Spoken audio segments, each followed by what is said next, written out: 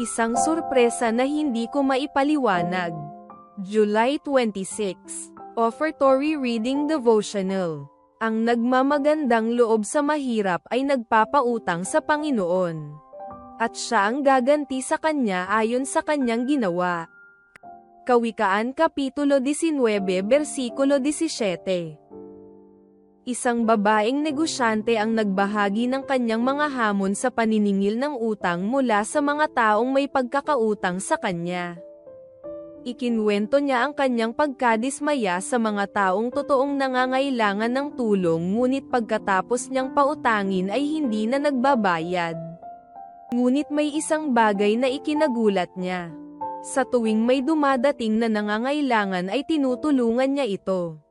Pagkatapos ay may mga dati nang may utang sa kanya na matagal nang hindi nagbabayad at halos nakalimutan na niya ito ay bigla namang kusang magbabayad nang hindi naman niya sinisingil.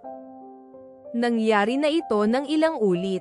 Sabi niya, isa itong sorpresa na hindi ko maipaliwanag.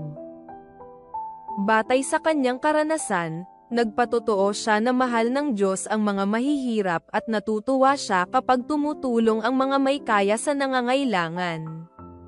Tinutupad ng Diyos ang kanyang pangako na ang nagmamagandang loob sa mahirap ay nagpapautang sa Panginoon, at siya ang magbabayad ng kanyang kabutihan. Kawikaan Kapitulo 19 Versikulo 17. Natutunan ng babaeng negosyante na sa kanyang pagkalinga sa mahihirap ay ang Diyos mismo ang tumulong sa kanya sa pamamagitan ng paggising sa puso ng mga may utang sa kanya upang bayaran ang kanilang mga obligasyon. Panawagan. Alalahanin natin ang mga mahihirap, at pagpapalain tayo ng Diyos. Tandaan natin, ang ginagawa natin para sa iba ay maaaring tila maliit lamang. Ngunit ang ating kaunti ay nagiging malaki kapag ang Diyos ang kasama. Nagiging daluyan ito ng pagpapala para sa iba. Napakabuti ng Panginoon. Tunay nga, ang kaunti ay nagiging marami kapag ang Diyos ay naroroon.